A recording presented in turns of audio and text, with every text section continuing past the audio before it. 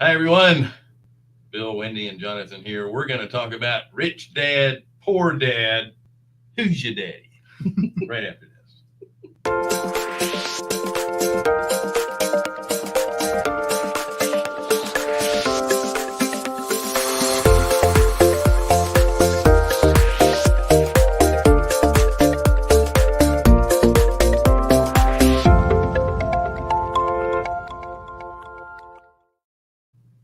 Once again, greetings.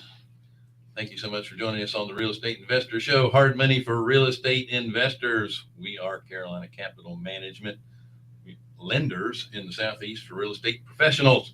If you would like us to take a look at one of your projects, please go to carolinahardmoney.com and click on the Apply Now tab.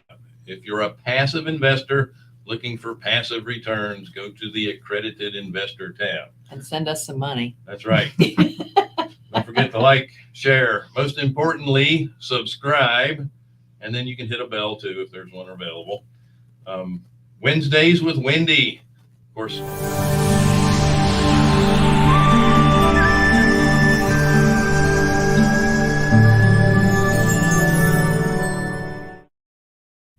It's so unlike me to be so busy talking, I forget about the graphics. Yeah. Anyway, Wednesday with Wendy is a volunteer thing that Wendy does to donate her time to anybody who wants to talk about real estate. She gives everyone 30 minutes, but get on the list, her calendar. She's booked out all the time. Not all the time. Oh, there's times available. Yeah. Get it while it's hot. Yeah, that's right. Yeah. Am I leaving anything out? Quest Expo. Yeah, that's coming up. I don't think there's a graphic for that. Yes.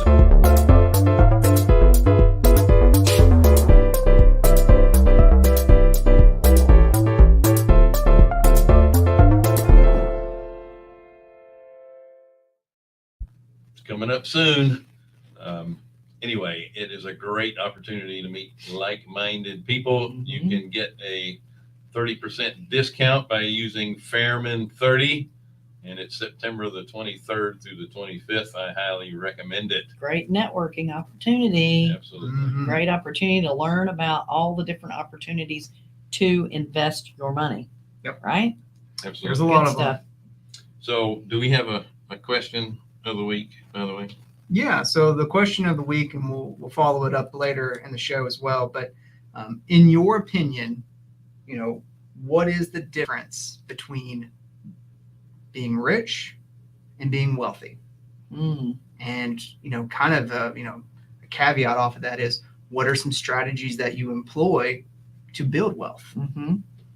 Now, we'd love to talk about those next week. So anyone that puts it in the comments, we will be discussing it. And we'll actually be talking about that over the next few weeks. So we've got a lot of great speakers and topics lined up to where we're really addressing building wealth versus getting rich, because there's a big difference in the two.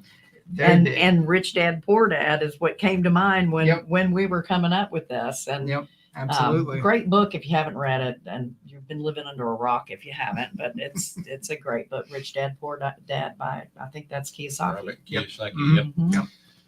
So, Right. time for breaking news. Listen, you want to break the news? Yes, breaking news.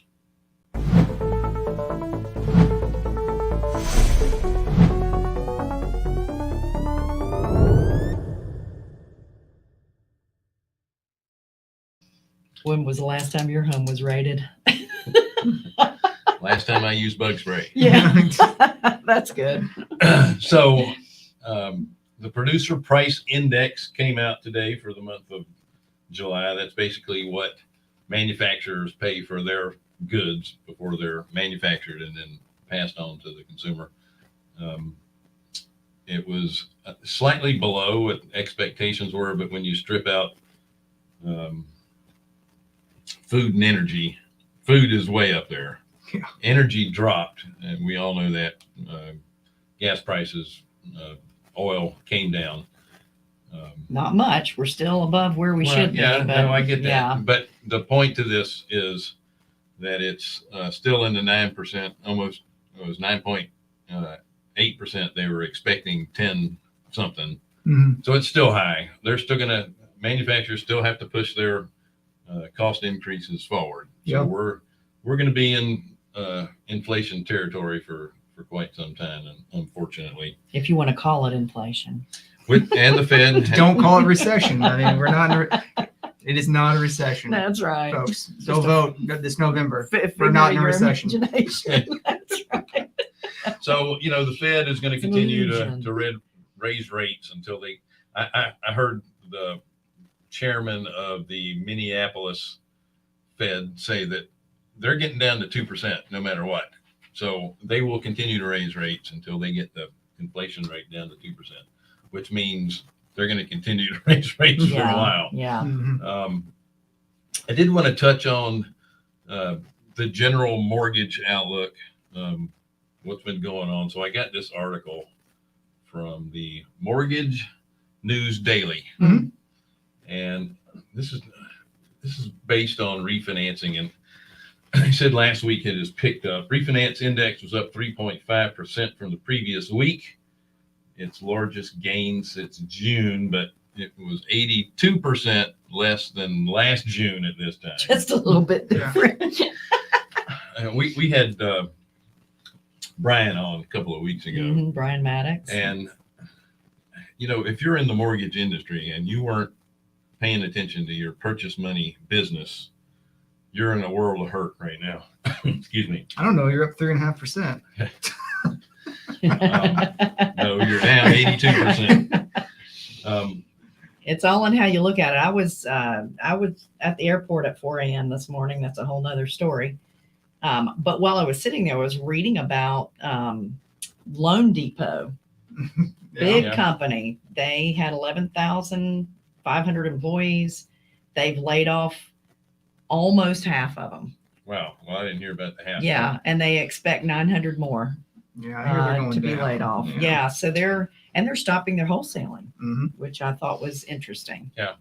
Well, they're not going to have too many retail businesses that are going to be using them. Yeah, that'll be selling them. Now, they're finishing out their pipeline. They're not leaving anybody hanging like it happened back in, 08, but they're making some big changes. Now, purchase applications declined 1% week over week, but they're just down 19% from a year ago, Mm-hmm. which is still bad, but that's Better where, than 82. if you're in the mortgage business, that's where you're going to get your Right. your workflow from, Mhm. your cash flow.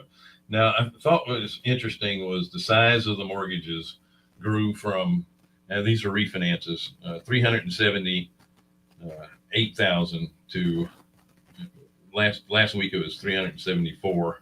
Oh no, 374.7 is they've gone up, $4,000 almost. Obviously, people are taking advantage of still having equity in their house, and in my opinion, if you're refinancing now, it's not rate and term.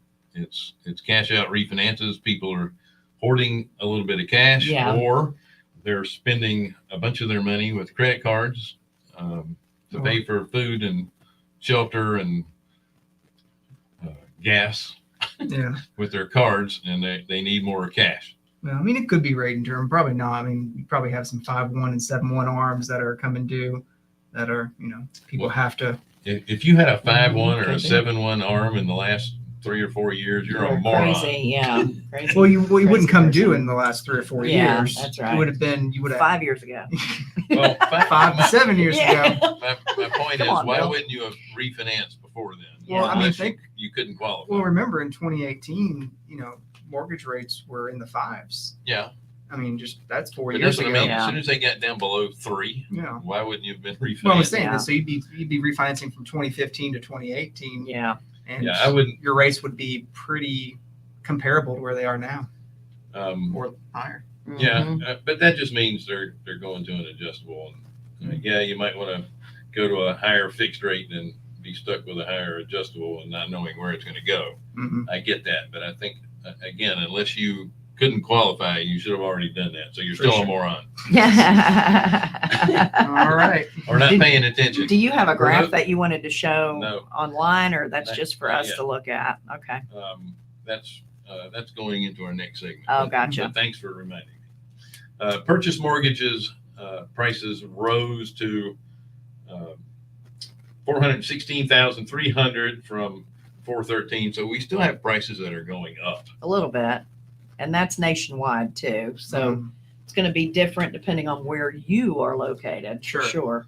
So average interest rate for a conforming loan was, it was 5.47 compared to 5.43, which is not a big deal.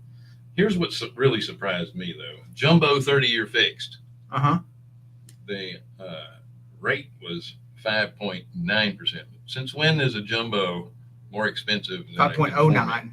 Yeah. Yeah. Okay. Yeah, 5.09. Yeah. What did I say? 5.9? Yeah. Okay. 5.09. So barely a tick above 5. So since when is jumbo rates lower than conventional rates? Yeah. Amazing, huh? Because most loans are jumbo now with, 416 being the average loan size. That really shocked me. Yeah, that is. Crazy. And this article, and again, it was in Mortgage News Daily yesterday.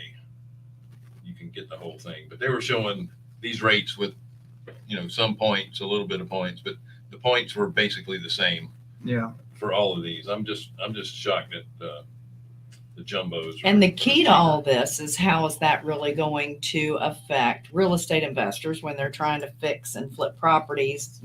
How are the sales going to change if they're going to change? We still, through all of this, have a shortage of housing. Yeah. Mhm. We're still low on the housing. So, things are still going to be moving along. Well, the one thing I want to add to this is that unless you're in California or certain areas of the country, Bubble units. you're not going to be getting, if you're an investor, you're not getting a jumbo loan. Mm-hmm. So if those houses are moving, it's going to be for more than likely people that are owner occupied. Sure. It's Yeah. smaller units that are going to have a lot of investors in. So as people are getting priced out of the market will come back to them eventually. Wages still aren't keeping up with inflation, but at some point wages will, as inflation starts to come down, and then prices on homes will, I don't want to say flatten, but they'll get more realistic. Yeah. Yeah. Everything we just will keep adjust. beating the same drum here that this appreciation rate is unsustainable. And it's a great time to be a landlord. Mm-hmm. Yeah. And It's a great rents time have to be a never been landlord. higher. That's right. Rents have never That's been higher. right. All right, so we are going to talk about wealthy versus rich. Wealthy versus rich. So what I'd like to talk about is the difference between getting rich in the stock market Mhm. and getting wealthy in real estate. Mm-hmm. You have any thoughts on that? Do I have thoughts? I have a lot of thoughts on that. I mean, I'll focus more on the real estate side since that's more of my wheelhouse. There are so many different ways to invest in real estate, Mhm. and so you can be diverse between asset classes, between geography. You can, have cash flow.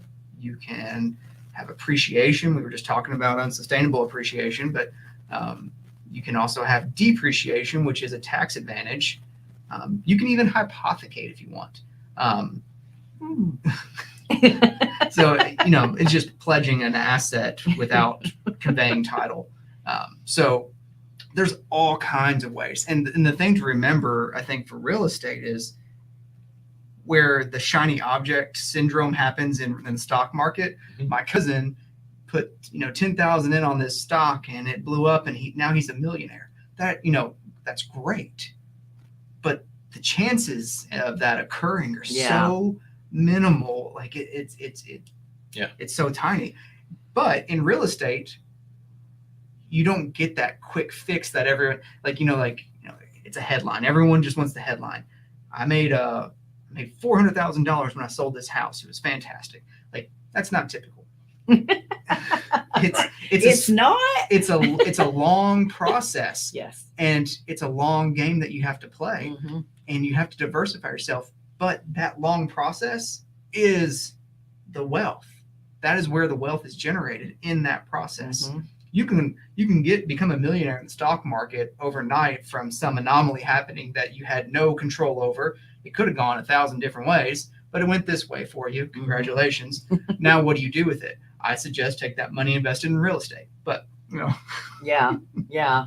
Plus, I mean, you talked about assets and all of that, different classes, but not only that, but you can also choose to be active or passive in investing in real estate, whether you're funds, syndications, or are you investing in individual people that are you buying notes? There's are so many different you things. Buying and selling notes? Are you buying performing assets, non-performing assets, reperforming assets, commercial, residential, mixed use, raw land, whatever, what have you.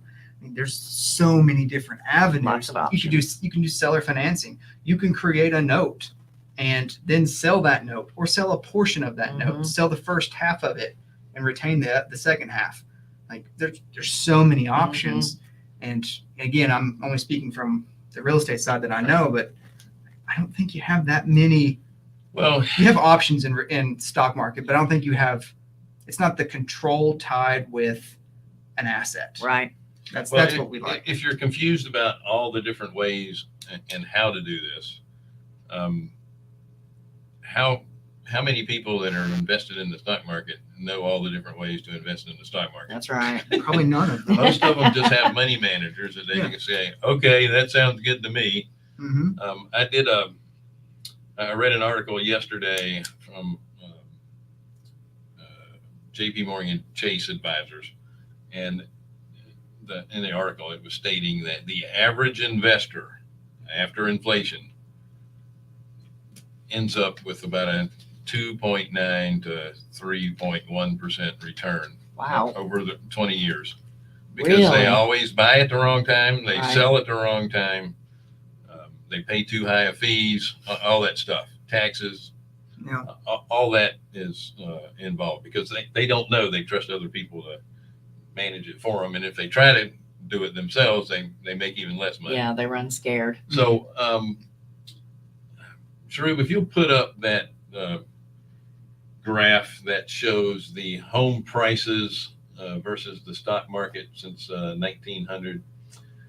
So it's here's the appreciation, and let's talk about I couldn't find one that went beyond 2010 really that would show a long term in the market. So this is since the 1900 stock market versus home appreciation, basically. So the red line is the stock market, and as you can see, they run fairly parallel through from 1900 all the way to 2010. So the values are basically the same. Okay, the prices are basically the same. The only difference is you don't have steep losses and gains in the housing as you do in the stock. Housing is pretty steady until you get to 2008 where it went down, but it recovered fairly well, just like the stock market did in 2008. I mean, it dropped too. Yep. But here's a little difference in building wealth versus getting rich. Could you put that back up again if you don't mind? With the housing, those prices are the same, but the value is not in the price. The value is in the income that those properties pay you. Let's switch over to that graph where I have there we go. And I know it's kind of hard to read this. This is the 30-year and the 20-year history of the S&P 500. And these are the returns for 30 years. The average return was 9.84%. Yeah, 9.84%. And then adjusted for inflation, it was 7.15. Now this is in price, right? If you own real estate and you're getting rental income from real estate, do you think you're going to get somewhere in the 7 to 9% return on those investments? I think most people that we work with get somewhere between 7 and 12% on their investment. Okay, now that's on we'll call it the dividend part on the real estate. Yeah. You're not going to get a dividend like that in the stock market. Your typical dividend paying stocks, number one, are not going to follow that same trend line as far Right. as pricing goes. Mm-hmm. And your dividend typically is going to be between, depending on the company, 2.5% to 4% Mhm. return. Yeah. Okay. With the housing market, we'll just say in single family.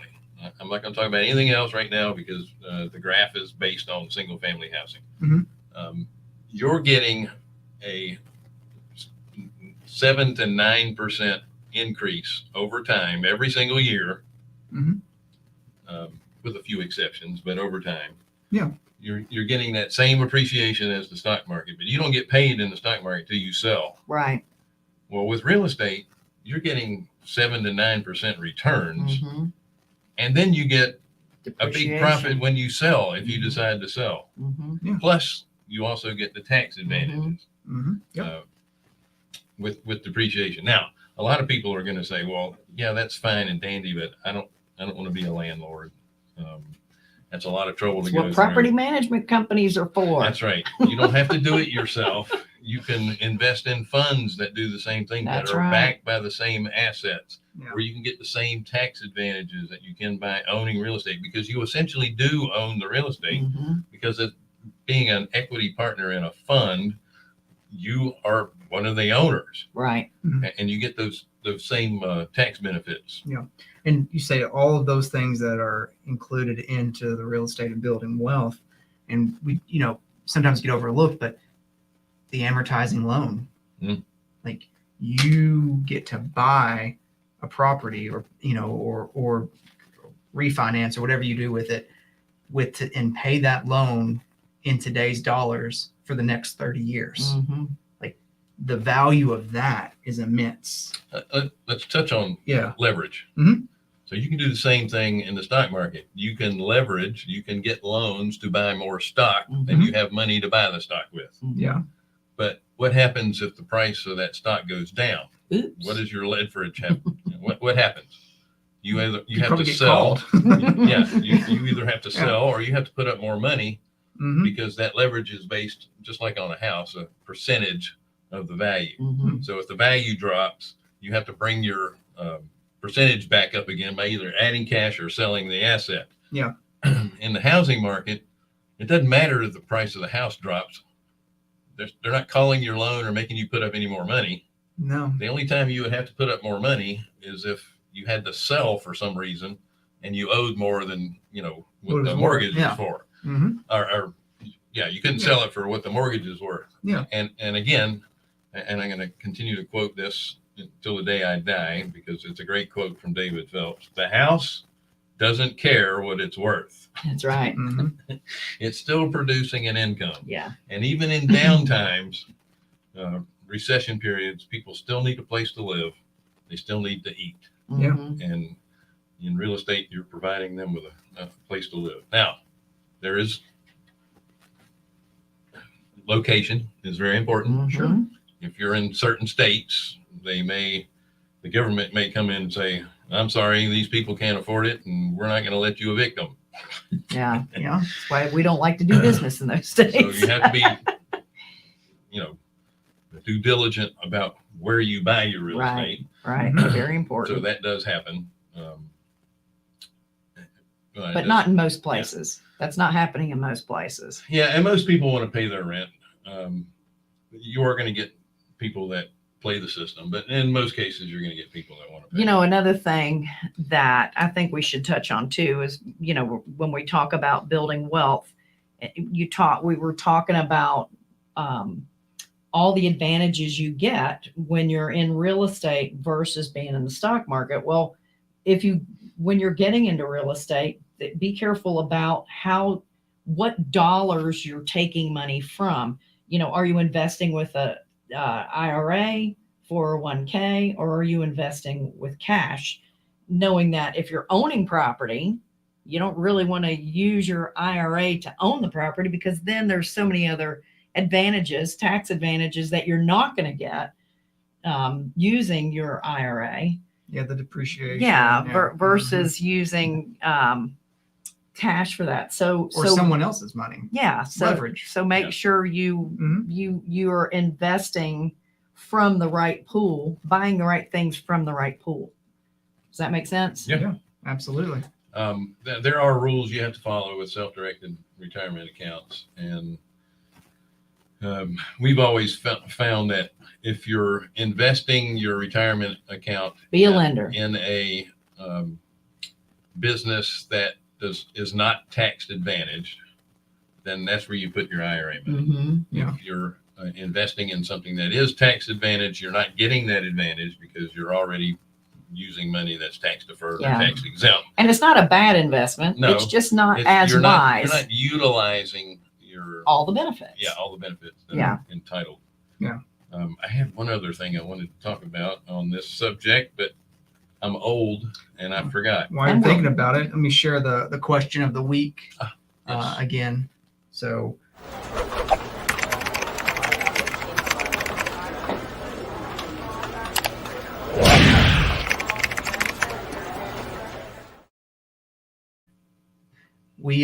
you type fast. I know, right? We want to know, in your opinion, what is the difference between being rich and being wealthy?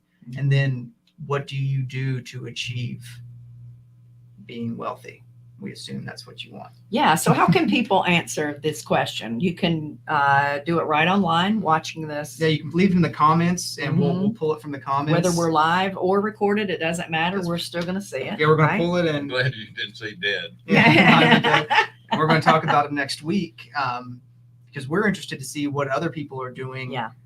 What strategies you all are employing to build wealth or get rich. I don't know, whatever you want to do. Excellent. So, Nothing wrong with both. does anyone have a last word? So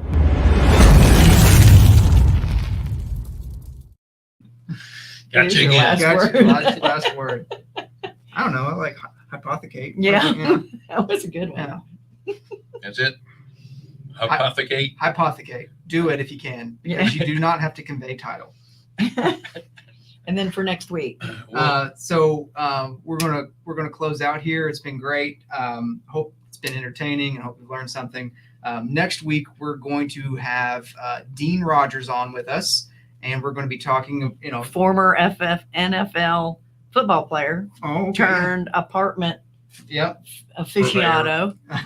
That's a good one. Yeah. So we're going to talk about building wealth versus getting rich. It's kind of a theme that we're going with here. And again, we'll have Dean Rogers with us.